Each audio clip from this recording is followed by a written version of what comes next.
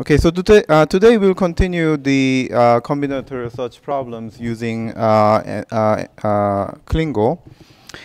And we'll look at three categories of the problems today. Probably we may not have enough time to finish all the graph problems, but let's see how it goes.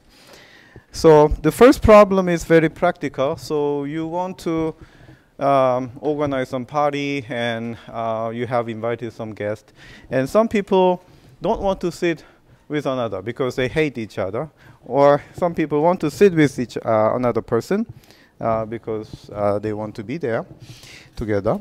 So how do we solve these problems? So the simple setting here is this. There are n chairs around the table, so you have only one table there.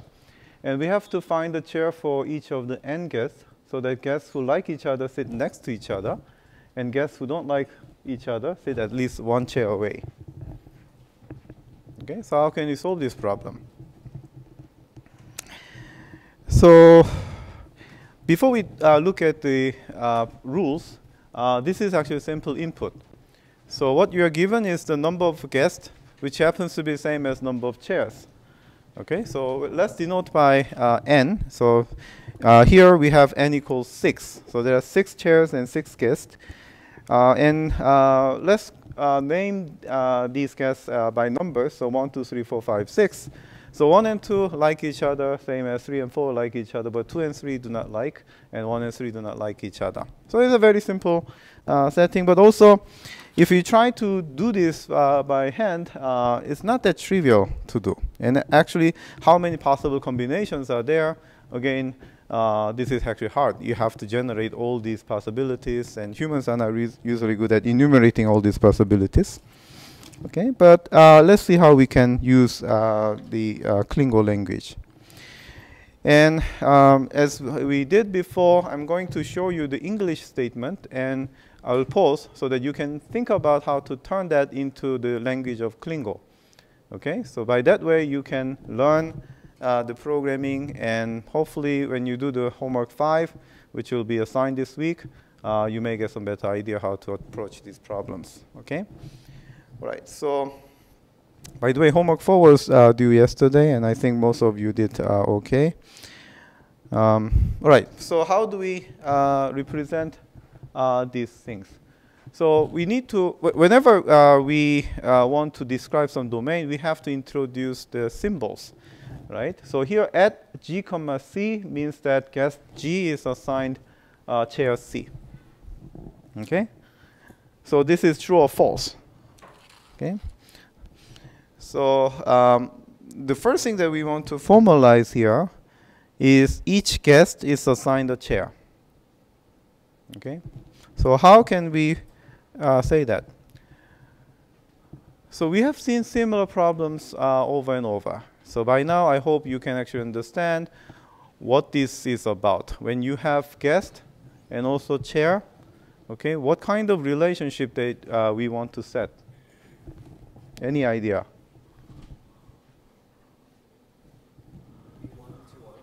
One-to-one function, right? So we want to set a function that is one-to-one, because given, so you can actually say either way. So you're given a guest, and then you can find a chair, or you can give a chair and you can find a guest. Okay, but let's actually do one way. So here, each guest is assigned a chair. So we are going to create a function that maps guest to chair, and we talk about how to represent functions. Okay, using the combination of local and global variables, right? So if you want to say a mapping from guest to chair, which one goes to the global variable? Is it guest or chair?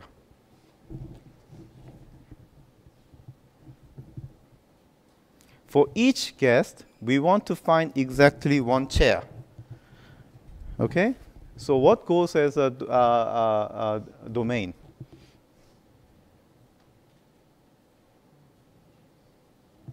If you want to set a function from guest to chair, then guest is domain, so guest will get the global variable.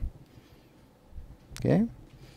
So this is how you represent. It's similar to what you saw before. We already actually talked about generic form of function creation in ASP. So what we see here is G here is the global variable. Okay? So G goes from 1 to n, right? For each values of G, we are going to create these choice rules. Okay? So if G equals 1, this rule is same as at G1 dot n equals, sorry, G is 1. So this is 1, G is replaced by 1. Okay? And when G equals 2, this create another rule, 2, 1 dot n equals 1, and so on and so forth. Okay? And what this rule means, I can further expand 1 dot n to generate multiple atoms. But for now, we already actually saw this kind of example before. Intuitive reading is, for the first rule, given the guest 1, okay, you find exactly one number from 1 to n. Okay, that is mapped to this 1 here. Why this is exactly 1? Because the cardinality of this mapping is set to 1. So you have to choose exactly 1 out of 1 through n. That makes at 1 comma x to be true. Same as this one, okay? So you have to choose one atom of the form at 2 comma x, where x is coming from 1 to n. So given the particular guest number 1 or 2, you find exactly one chair number 1 to through 1 to n. Okay, so that's what these rules are saying. If you remember what we did in the function, this is exactly the same form, how to set the functions. Okay, I just use different symbols, but that's the same thing. Now, what we also know is this should be a one-to-one function. Do you recall how do we set the one-to-one function? What are the rules that we have to say? So in this domain, we say different guests assign different chairs, meaning that if you have two different elements in the domain, they are mapped to two different elements in the range. How do we set this? How do we say that this is a one-to-one function? So we use this rule. If you have two atoms, so G1 is at chair C, and G2 is also at the same chair C, then G1 and G2 must be equal. Okay? If you have two, not necessarily two distinct guests, but let's say G1 is set on C and G2 is set on C, then G1 and G2 must be equal. Okay? Okay. So converse of this statement is saying same as if G1 and G2 are different, then they are at the different chairs. Okay, so you can use either the this way or the converse. This way is actually a bit easier to represent in Klingo. So the way that we say is, suppose you have G1, the guest G1 sit on chair C, and guest G2 sit on chair same chair C, then G1 and G2 must be the same person. Okay? All right. So once we do that, then we set the function. Okay. Let me actually go get back to this point. So we are generating these possibilities, right? So you remember when I told you about how to organize these answer set programs, there's a generate part and the test part, right? So this rule is actually the generate part because it generates all possible configuration, right? Okay. How many stable models will be there? If I give this rule only, how many stable models that Klingo will generate?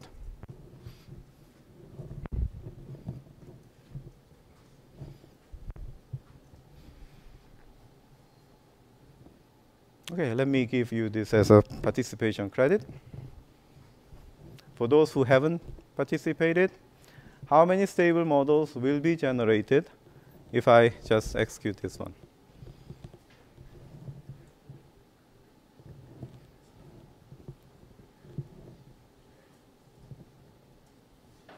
Okay, let me open the chance to those who already have the credit.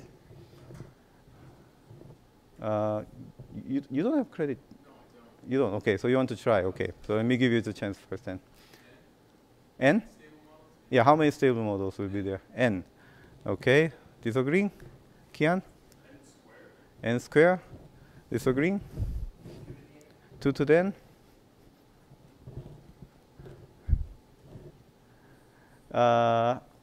Forgot your name. Marco, right? Okay. 2 to the n minus 1. Okay. I don't find any answer yet. But you want to pass? How many stable models will be there? Nathan? Okay. Not yet. Okay. N to the n is the answer. Okay. N to the n. Why? Because this is the case that there are n elements in the domain and n elements in the range, right? And we did that before. This is n to the power of n. Okay, so the total number of stable models will be n to the power of n, meaning that the total way that you can assign the guess to chair using this rule only will involve n to the power of n possibilities. Of course, that's too many, right? So, so far, if you do this, there will be n to the n stable models. If you forgot about how to count the number of functions, go back to the lecture. There's an equation that also I gave you. Okay. All right. But then now we have this one, right? So different guests assigned different chairs. So there were n to the power of n stable models. But if I add this one now, how many stable models will be there? So what I say is, this is now one-to-one function from table to guest. How many functions are there, which is same as asking how many stable models are there. So you don't want to answer because you need the participation credit, right? Okay, let me start again. So this is participation credit problem. Those who don't have the credit yet, how many stable models will be there if I have only 2? You can try all the possible combinations that you did in the previous round. Yes? N? No.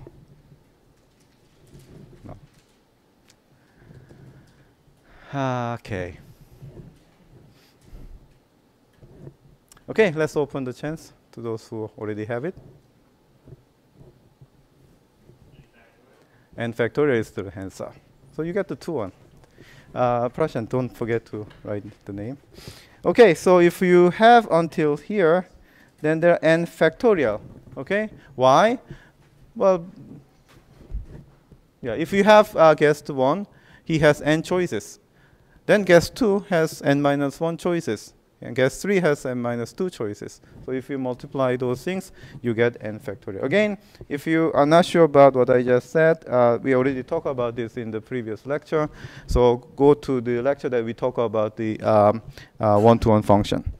Okay? So I don't want to spend too much time to repeat that, but this is good to know because n to the power of n is a much bigger number. But when you add this rule, the second rule, then it shrinks to n factorial. Now, n factorial is still a huge number, okay?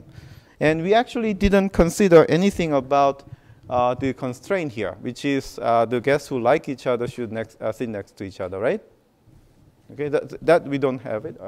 Also, the guests who dislike each other should not be sitting next to each other. How do we represent that constraint? That's the new part for this problem, okay? So in order to do that, we are now going to use the middle part that I actually skipped before, which is called define part. So we are going to define some predicate using some other terms or other predicates. So we want to say that guests who like each other should sit next to each other, should be adjacent to each other. So we want to define the concept of the adjacency. Okay? So adjacent xy means that the chair x is adjacent to chair y. How do we say this adjacency? What is the idea that we can use? So for instance, 1 and 2, are they adjacent? Yes. 2 and 3? Yes. 3 and 4? 4 and 5? 2 and 4? No. Right? So you get the idea, right? If it is consecutive, then it should be adjacent. Also, if there are, say, 5 chairs, then 1 and 5 are also adjacent. Let's imagine if we have a round table. Okay? How do we represent this? Okay, so there are multiple ways to do, but since here n is not fixed yet, an easy way is to use the arithmetic.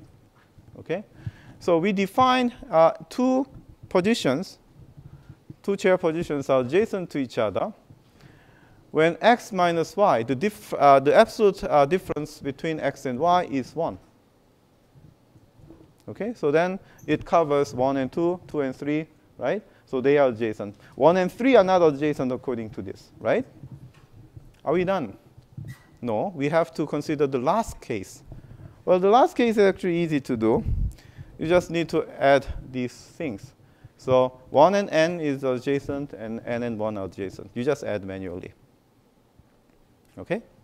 So if you add this one, you will see that all the chains, 1 to 2, 2, 3, 3, 4, and coming back to maybe n to 1, they are all adjacent to each other. Okay? Any question up to this part? Okay. Now, sometimes when you have the good definition like adjacency, the remaining thing is easy to do. What is the remaining thing? So guests who like each other sit next to each other. How do we represent this? We want to eliminate bad stable models where the guests actually like each other, but they are not adjacent, right? So we want to eliminate them.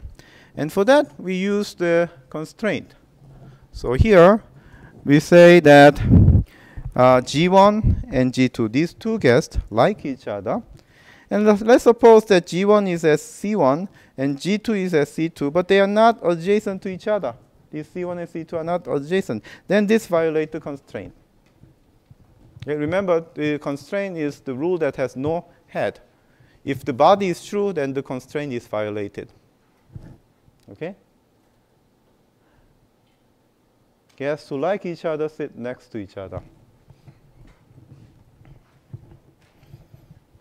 Okay, are we together? All right. Guests who don't like each other don't sit to each other. So it looks very similar to the constraint above, right? So how do we represent this? Guests who don't like each other don't sit next to each other. So here, let's say G1 and G2 dislike each other. And let's say G1 is as C1, G2 is as C2, and also C1 and C2, these 2 chairs are adjacent, then this violates the constraint. Okay?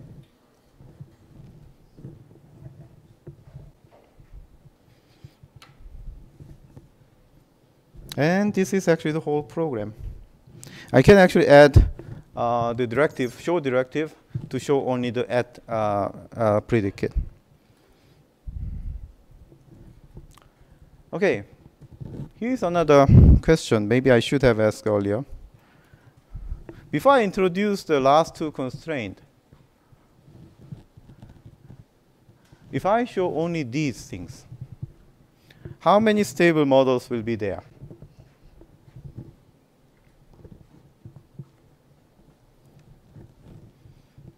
So until the first 2 rules, there were n factorials, stable models. Now, if I add adjacency, okay, as a definition, how many stable models will be there? That's the question.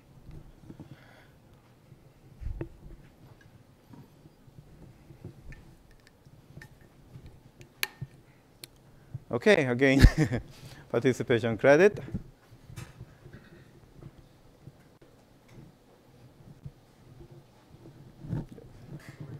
And factorial is the right answer. Why? Those just add information. It does not actually change the models, right? It just add more information to each of the possibilities, right? So it doesn't create a new thing. Okay, good, good, good. All right, so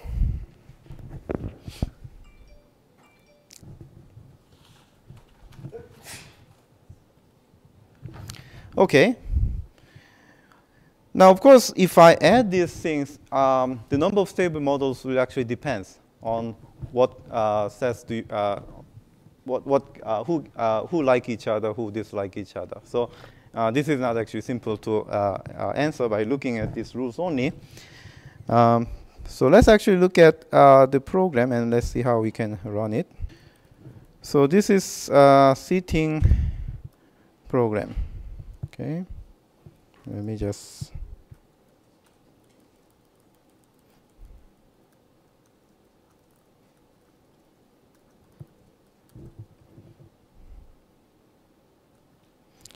use show directive. Okay, so this is the same program that you saw, and the input is this one. Okay, so there are 6 people. That means before adding the 2 constraints, we'll have 6 factorial number of possibilities, right? Now, when we add these constraints, then the number will reduce. And what we want to get is the stable models where 1 and 2 and 3 and 4 sit next to each other, while 2 and 3 and 1 and 3 do not sit next to each other. So how do we execute it? So I had 2 programs. I can just write the 2 programs, and Clique will just concatenate and get as one input. And here, n equals 6. So this was already defined as a constant, so I don't have to give it in the command line. Okay, and if I type this, Clique returns 1 possibilities. So as you see, 1 and 2 sit next to each other. 2 and 3 next. I'm sorry. 1 is on. Okay. Guess 1 is at 2. Guess 2 is at 3. So 2 and 3 are next to each other. So this is okay for this group. 3 and 4. So guess 3 is at 5, guess 4 is at 4, and 4 and 5 are next to each other. So that's also good. But 2 and 3, guess 2 is at 3, and guess 3 is at 5. And 3 and 5 are not next to each other. So that's also okay. 1 and 3 should not sit next to each other. So guess 1 is at 2, and guess 3 is at 5, and 2 and 5 are not next to each other. So that's also okay. So this is one solution. Okay? All right. How many solutions will be actually there? If I ask all solutions, roughly, can you guess? There was 6 factorial in the beginning, but now adding all these constraints, there's 96 solutions. Okay? And you can check each of the solutions actually makes sense. All right? 96 is much smaller than 6 factorial. All right. Any question up to this part? Okay, good. So we solved one notorious problem, which is to arrange the seating for the guest. Okay. So somebody actually used this algorithm to assign chairs to Thanksgiving party. So the original name of this seating arrangement is Thanksgiving. Anyway. All right, so next one is about the logic puzzle. Okay. So you may have seen this kind of thing in the newspaper, okay, or maybe on online website. So you have some clues. Okay? So each of 4 men owns a different species of exotic pet. And you have a bunch of these clues. Okay? So for instance, Mr. Engels, whose pet name is Sparky, Abner and Mr. Foster all belong to a club for owners of unusual pets. Iguana is not owned, and so on. I'm not going to read everything. Okay? We'll actually go one by one.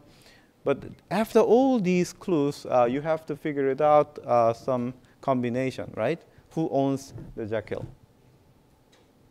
Okay? Now, most of the time for this kind of puzzle, there's only one possible combination. And you need to figure it out, what is the right configuration. Okay, have you solved this kind of puzzle before? This is called grid puzzle. You can easily solve by just writing the two or three grid and then see what can go together, what cannot go together. Okay? So, let me give you time to think. Who owns the jackal?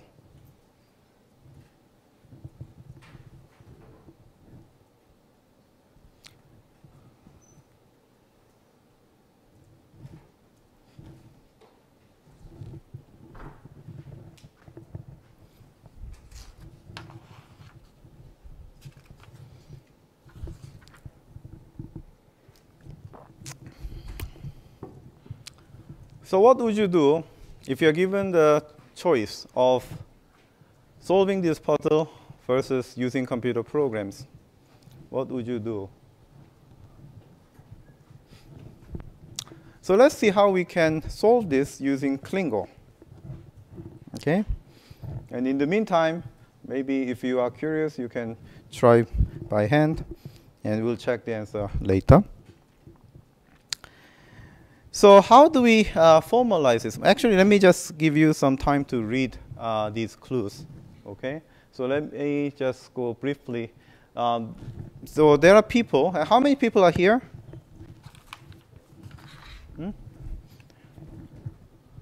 So it's not clear just looking at this, but if you read thoroughly, you will see that there are actually 3 categories of names here. Okay? So one is Abner, Bruce, Chuck, Duan. That's actually first name. Okay? It happened to be that it starts with the A, B, C, D. So you can actually write in the grid easily. So A, B, C, D are the first names. And E, F, G, H are probably the last names. So Engels, Foster, where is G, Gunter, and Halevi. Okay, so there are 4 last names. And there are also E, F, G, H, I, J, K, L. So I should be iguana, J should be jackal, king cobra, K, and L is llama. Okay. I think it's C, yeah. Okay, so those are the 3 categories. So what we do is to write down these things. So first name, so this A, B, C, D. So A, B, C, D are the first names, and E, F, G, H are the last names, and pet names are I, J, K, L. Okay, so that's easy to write. And then we start to write the rules. So one thing that we have to say is for each first name, there should be a unique last name. Same as for first name, there should be unique pet species. Okay, let's just focus on the first name and last name. What are you going to set up here? So for each first name, there should be a unique last name. What are we doing? One-to-one function from first name to last name. And how do we do that? We saw this multiple times. First name here is the global variable. And then for each of the first name, you are going to choose exactly one last name. Okay? So the local variable represents possible last names. So for each global variable, instance of global variable, we are picking exactly one last name. So when you do this, there should be one-to-one function from first name to last name. Okay, how many functions are there? How many functions? 4 to the power 4. Okay. Now the next one is similar, but now given the first name, we have to find the pet name. Okay. Again, this has 4 to the power 4 possibilities. Okay. So together, 4 to the power 4 times 4 to the power 4. There's an enormous amount of combinations are there. And this is the whole thing about the generate part. Okay. We didn't say actually one-to-one yet. We just said this is a function. So we need to also say one-to-one. And this is exactly the same structure as the previous example. Okay. So here, F1 has the last name L, and F2 has the last name L. That means these two first names are actually the same first name. Okay, so this is to say that this is a one-to-one function from first name to last name. Okay, so this full name is the name of the function that maps first name to last name. Okay, in a one-to-one way. Same way, ons is another function which maps first name to the pet species. Again, it's a one-to-one function. Okay. So the first group here is to say this is a function. Each of them is a function. The second two rules say that each of these functions is one-to-one. Okay? Again, it's exactly the same structure, just a different predicate name. Okay, that's good. And this is actually the first part. That is basically the all possible cases, but we didn't actually include anything about the clues. So let's try to do that. And interestingly, that part is not difficult. That part you see a lot of clues. There were 7 clues. Okay, writing these 7 clues in the language of Clique is not difficult. What I often observe is when the student learns this kind of programming first time, they have hard time to set the functions. Okay, that's why I keep repeating the similar examples, but in different setting. Okay, so let's see how these clues can be represented. So the first clue is Abner's last name is neither Engels nor Foster. Remember, we are going to utilize these predicate names, full name and ons. Okay, so keep that in mind, and let's use them to represent these clues. So Abner's last name is neither Engels nor Foster. How can we say this in the language of Clique? Which predicate should I use? Is it full names or ons?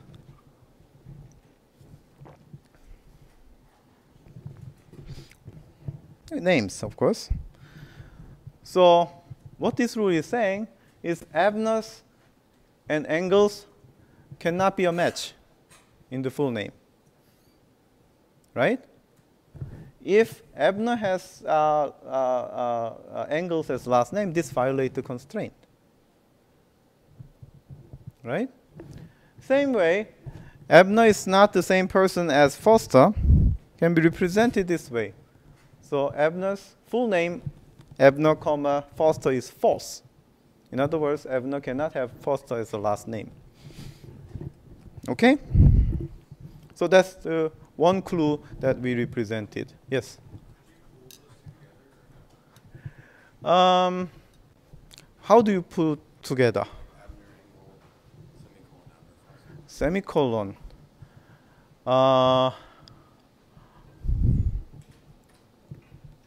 Maybe. I don't know. We can try in a moment. So, okay, let's actually go through and then maybe let's come back. Okay. The next one is iguana belongs neither Chuck nor Duan. Okay. So how do we represent this? Similar to the previous one. Now we use owns predicate. So this one says Chuck does not own iguana. Done. Right? If Chuck owns iguana, then this owns atom is true, so this violates the constraint. Same as this. So if Duan owns iguana, then this predicate is, this atom is true, so it violates the constraint. So, so what that means is you want to eliminate best stable models where Duan owns iguana and Chuck owns iguana. Okay, good. Okay, so we are done with those two clues. Mr. Foster owns neither Jekyll nor King Cobra. Well, same, right? So here we have to use both predicate, okay, because here X is the common, X is the first name. We don't know first name of the Foster, right? In this clue, we don't know. So if X has Foster as a last name, and if X owns Jekyll, then this violates the constraint. Okay. Same way, X owns X last name is Foster, and X owns King Cobra. That also violates the constraint. Now, as you see, also these clues have the very regular structure, right? And it's very simple. It's just one atom in the body of the constraint. Duan's pet is not llama. Okay. So if Duan owns llama, then this violates the constraint. Good. Duan's last name is not Engels. Also easy. If Duan has last name Engels, then this violates the constraint. Okay, next. Ebner's pet is not King Cobra. Same. So Ebner has King Cobra, then it violates the constraint. Note here that the Klingo language is actually simpler than English. Okay, it's actually shorter. Ebner's last name is not Gunter. You just write this way. Full name, Ebner Gunter, is false. Bruce's last name is not Foster. You get the idea, right? Mr. Halevi pet is not iguana. Okay, so if Halevi owns iguana, then this violates the constraint. So until now, I formalized all clues. Okay? And as you see, each of the clues is not difficult to represent. And the last one, actually, I put the auxiliary answer predicate, which is just to let the Klingo output the answers to the problem that I ask. So Klingo in general will return all possible stable model that contains all information. I don't care about whether Halevi owns other pet, okay, or iguana is owned by somebody. I don't care about it. I only care about who owns the Jekyll. So I write this answer predicate. So I want to extract this information x, y.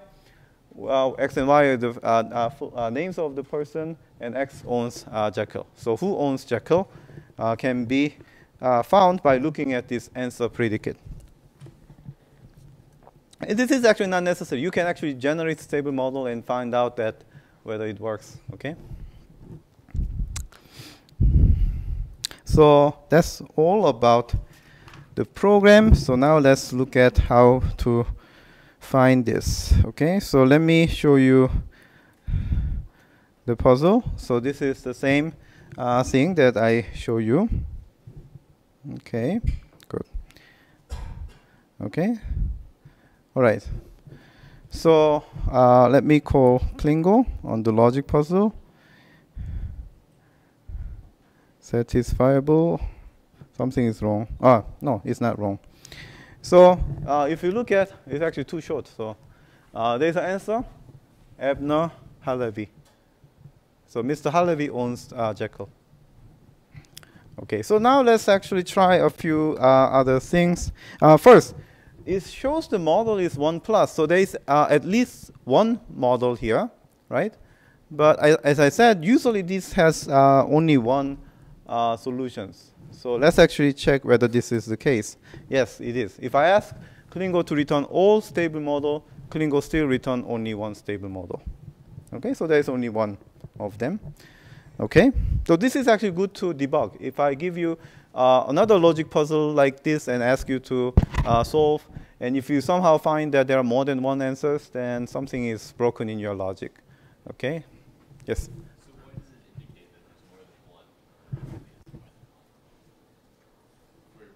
So 1 plus?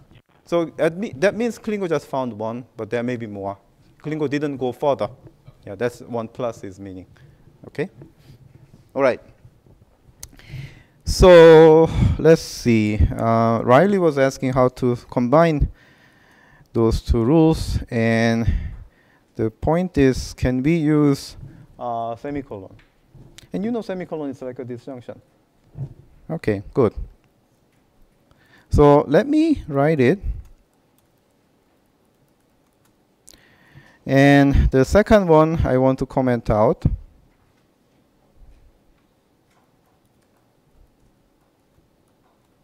Okay, and let's see. It doesn't work.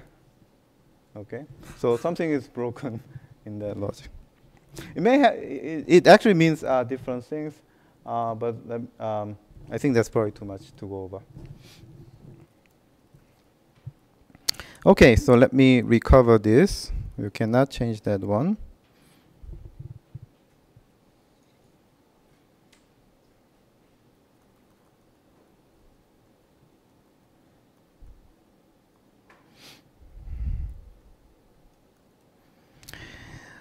Maybe another thing is you can actually remove this and see what happens. So if I don't have this answer predicate, it'll just show all the possible, all the atoms that are true in the stable model. So from here you see that Chuck owns llama, Dion owns king cobra, Evan owns Jekyll, and so on. Okay. So this is the whole stable model. Sometimes you want to show only the part of the stable model, then you can use the technique that I just introduced. Or you can just display everything and then find out who owns the Jekyll from the output. Okay, any question up to this part? Okay, good. All right, so the next item is about graph coloring problem. And graph is actually a very general language. Okay, in computer science, we do a lot of graph search problems. Okay, so if you go to more advanced algorithm class, you will see tons of algorithms for search in the graph. So here is how we can solve graph problems using Klingo. But first, how do we represent a graph in the language of Klingo? If you look at the graph in an abstract sense, it has two components. One is the set of vertices, and the other is set of edges. So you only need to describe these things to tell the Klingo what the graph is about. So what we do here is we have 6 nodes here, right? So 1, 2, 3, 4, 5, 6. And the graphs are connected to each other, right? So the first rule over there is saying that there are 6 vertices. And this group tells us about the edges. And here I use the pooling. So it means that edges, edge of 1, 2, edge of 1, 3, edge of 1, 4 are true. Okay, so if you look at this, 1 is connected to 2, 3, 4. Okay? Okay, and 2 is connected to 4, 5, 6. Okay, so that's why we have this. And 3 is connected to 1, 4, 5. Okay, so you write this. Okay, so if I ask you to represent graph in the language of Klingo, you can just write this way. Good. Now let's actually look at another graph. Previously I used the numbers. Actually the name is not important. I can say A, B, C, D, E, F. Okay, and unlike the previous one where there is no arrows in the graph, which is usually called undirected graph. So there is no direction in the edges. But sometimes we also want to distinguish between this because you may go from A to B, but maybe not from B to A. So this has the edges with the arrows, and the arrow represent direction. And this is called directed graph. Okay, you may learn these things in the 310. But anyway, this is not too difficult to know by just looking at this picture for now. And there are 6 vertices here, and there are about 1, 2, 3, 4, 5, 6, 9 edges here. So you can also write edges in this way. Okay. Now we actually use the same thing, but how do we read it? it actually depends on you. Whether edge of AB is a directed edge or undirected edge is up to you. It's how you interpret this. Okay? So you have to fix your mind when you see this. Oh, by writing edge of x comma y, do I want to say that this is a directed edge from x to y, or do I want to say this is undirected edge? It's totally up to you. So Clique does not enforce you to choose one. You can interpret this atom either in directed edge or undirected edge. Okay? Now let's look at the first problems in the graph, which is called graph coloring problem. So here you have n numbers of colors, and you have to color the graph. Okay, so the vertex, each vertex must be colored. But then there's a constraint. The two vertices that are adjacent to each other, that are next to each other by the common edge, they should not share the same color. Okay? So maybe you play this kind of thing when you are very young. Okay? So you have pictures of the nose, and you have to color it. But if this is connected, then don't use the same color. Okay? So let me ask you first. Will it be easier to find the solution if you have more colors or less colors? Definitely more colors, right? In the extreme case, if you have n nodes and you have n different colors, then just set a one-to-one function, you're done. So the interesting question here is to minimize the number of colors.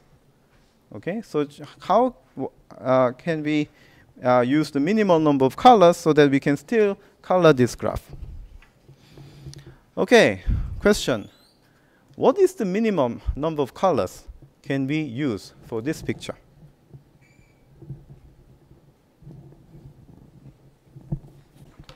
Anyone else want to try? No?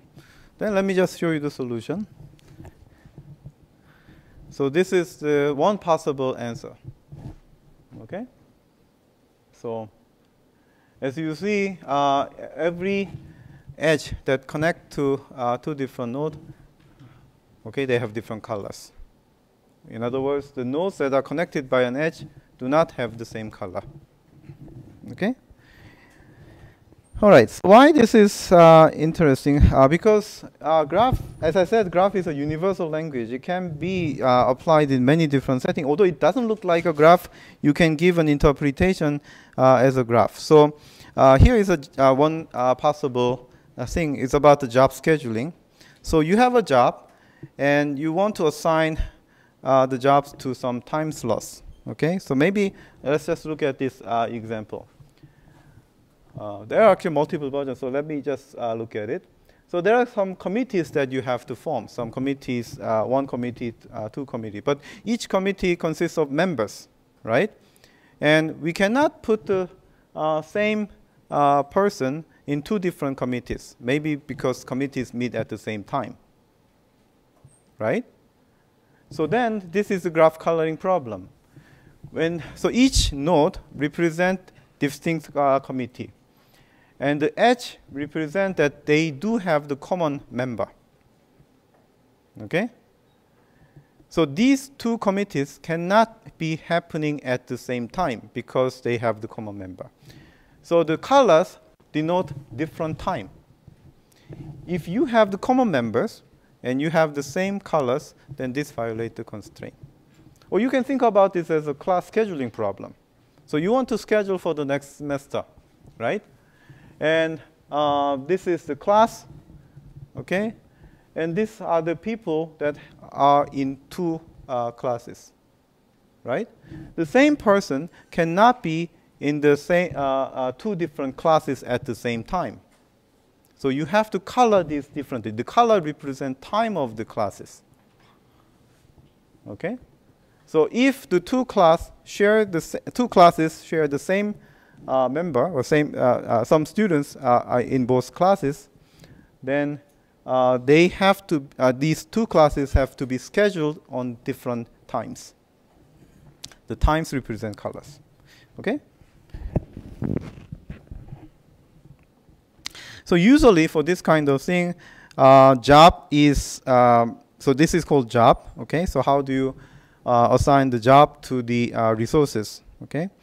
And the jobs are in conflict with each other if they share the common resource, okay?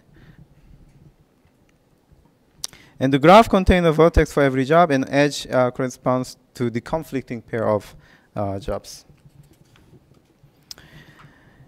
There are actually many problems. I just told you about how to schedule the exam, or not class, or exam, so that no two exams with a common students are scheduled at the same time. Or how many minimum time slots are needed to schedule all exams. Okay, so we want to minimize the number of colors, which means that we want to save the resources. Okay, we don't have various time slots. We have just limited amount of slots, and can we actually assign all the exams on those time slots? That's actually the question. In computer architecture, you have the register. Okay, so maybe when you take the computer architecture, you see that there are only limited amount of registers, but there are multiple variables. Okay, you have to assign it so that the register can compute this number without conflict. Okay, so what time that the two different variables can be on the same register? Okay. So here the variables are the nodes, and the register is actually the edges. Okay. Okay, so there's a lot of applications. So it's actually important to solve this problem. Okay. That's interesting. I don't have the animation here. So this is the whole program. The coloring problem can be solved by 2 lines of the Clique code. Okay. So what is it? So here is a vertex. Again, we are setting the function color, which maps the nodes to a color. Okay. How do we do that? For each vertex, there should be exactly one color associated with the vertex. So the first line sets the function. The next line is saying that if X has color C and Y also has the same color C, and they are connected by an edge, then this violates the constraint. And that's all you need to represent this problem. Okay? So let's check this. So this is the problem, program that I just showed you. And let's actually use this graph. Okay? So this is the graph that we saw earlier. This one. Okay? What is the minimum color can we use so that no two adjacent vertices have the same color? What do you guess? Well, what do you predict?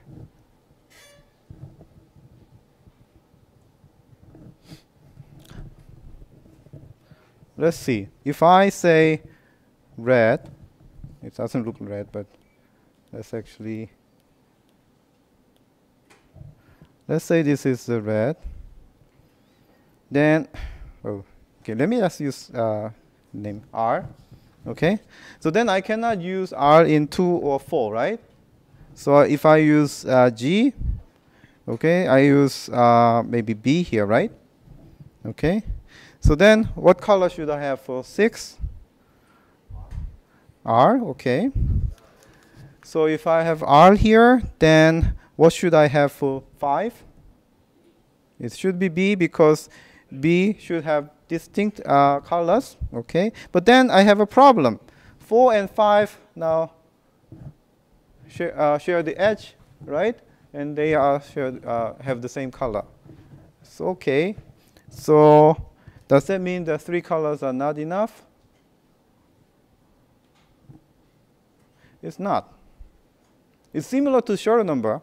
I tricked you one time, okay? Because when I put numbers in one bucket rather than the other bucket, okay, it seems to be a dead end. But if you shuffle this around, you could find a larger interval. It's actually the same like this. What actually Oscar suggested was R to be put on 6. That was actually not a good solution to go. So maybe we should have tried different ones. So suppose instead of R here, let's use B here. Okay? Then 5 should be R, right?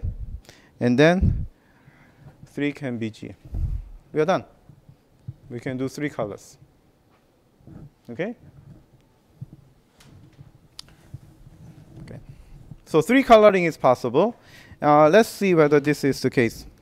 Another question that maybe we can try to answer is how many different colorings are there? This is only one possible solution, but how many different colorings are possible? Okay. So let's call Clique. So this is color and graph. And we said 3, right? Okay, we found solution. Okay, but we want to see how many are there. If I put 0, there are actually 6 solutions. Okay? So this means that it can be colored using 3 different colors. But what about 2 colors? Can we actually color this with 2 colors only? And Clique says no. You cannot do 2 coloring. Okay? So minimum number of colors that you can use is 3. Okay, that's good. This is another graph, which is directed graph. How many colorings? What is the minimum number of colors that we can use?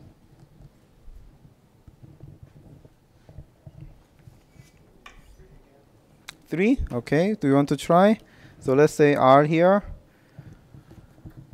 Then D and C doesn't have any other choice.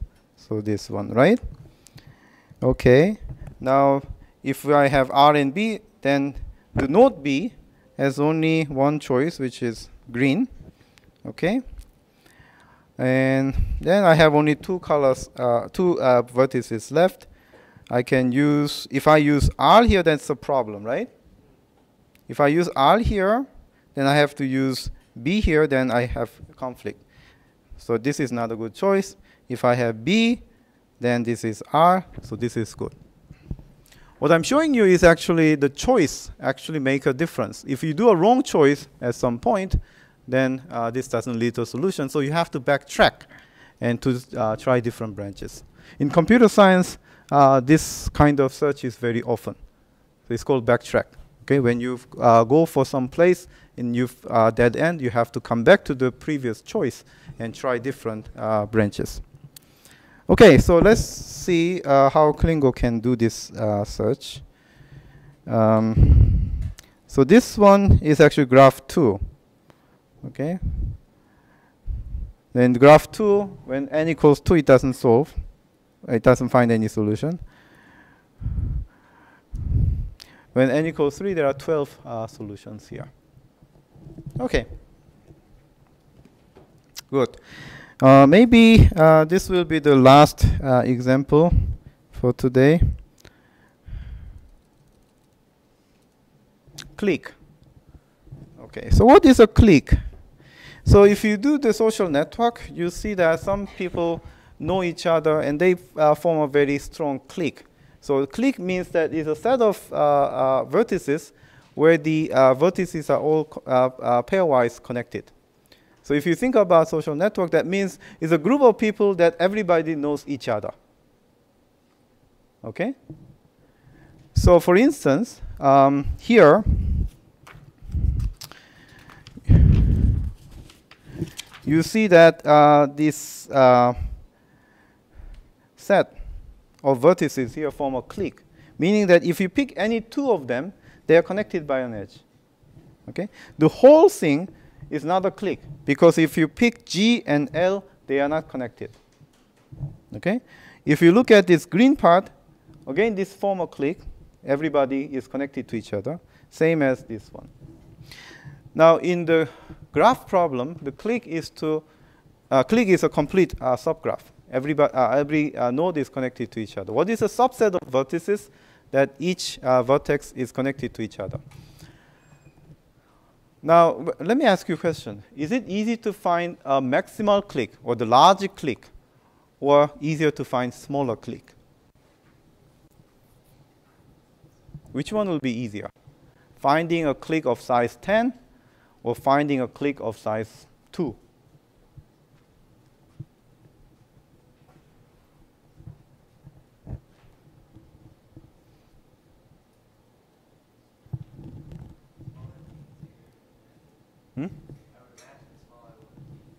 Smaller is easier. Smaller is easy because, for instance, if you want to find a clique of size 2, I can find multiple. This is one clique. This is another clique, because these two nodes are connected to each other. This is another clique. This is another clique, another clique, another clique. But when it becomes bigger and bigger, when this set of vertices becomes larger and larger, then it's hard to check whether everybody is connected to each other. Okay? All right, so clique, by definition, is a set of pairwise adjacent vertices of G. This is what I just described. It's a mathematical definition. In a simple sense, that is a subset of the vertices where each pair of vertices are connected to each other. And there are also a lot of applications in the clique. Usually, the finding maximal clique. So I just told you about social network analysis. So clique models idealize three important structural properties: familiarity, reachability, and robustness. Okay, I mean, you don't have to know all these things, but it's just so there's some application into social network. If you take some data mining or social network modeling, then you will get across this concept again. Okay, the clique. Or patterns in telecommunication traffic or bioinformatics, computer vision and pattern recognition. So the cliques are all used there. So it's actually very important to find the clique, but how do we do that in Klingo? Okay.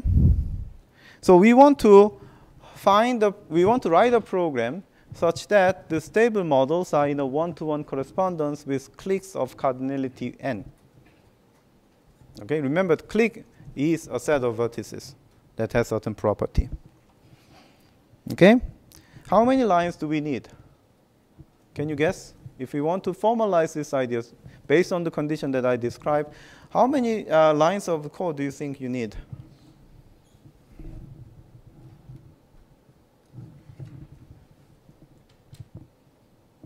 Two is the answer. So let's actually look at the first one. Here I want to introduce the atom in that has only one argument. And this in of x means that x is in the clique. Okay? So the first one is this. In of x colon vertex x equals n. What does this do? How do we read it? First, x is a local variable. Local variable instantiate many choices inside the set. So here, vertex x can range over, say, 1 to n. You are choosing how many? This time, you are choosing n element from the set of vertices. So if n equals 3, that means you are choosing 3 vertices from the graph. Okay? So if n equals 3 here, okay, what in predicate is doing is trying to find 3 elements from the vertex. Okay? So this is a way to choose a subset of size n, or size 3 for this example. All right. So when you do this, what happens? The stable model will randomly choose n n vertices from the whole graph. Okay, if n equals 3, the stable models represent any 3 vertices chosen for the in predicate. Okay, so then is that a clique? If you choose any 3 vertices, can they form a clique? Not necessarily, right? So we have to enforce this constraint. There must be an edge between the chosen vertices. And this is how we do that. Okay, so suppose you chose x as one vertex and y as another vertex, where x and y are different. But then x and y are not connected, or y and x is not connected by an edge, then this violates the constraint. So in other words, in order not to violate the constraint, the chosen vertices should be connected by an edge. That's what the last rule is doing. So let's look at how we call Klingo.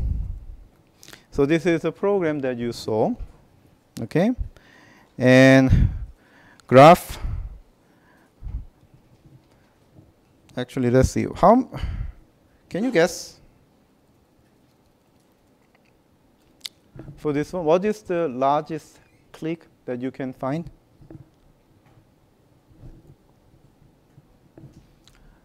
What are the subset of vertices where every vertex is connected to each other? What is your guess? How many? What is the size of the largest clique?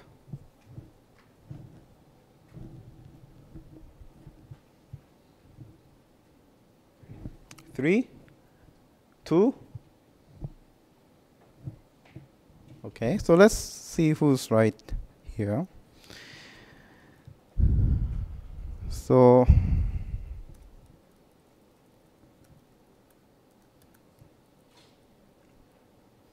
I just need to know whether it is possible, so I don't need to generate all of them. So size 3 clique, is it possible? Yes, it's possible. If you take 2, 4, 5, okay, so let's say, where's 2, 4, 5? 2, 4, 5, they form a clique because 2, 4, 5 are connected to each other, right? How many cliques are there for size 3?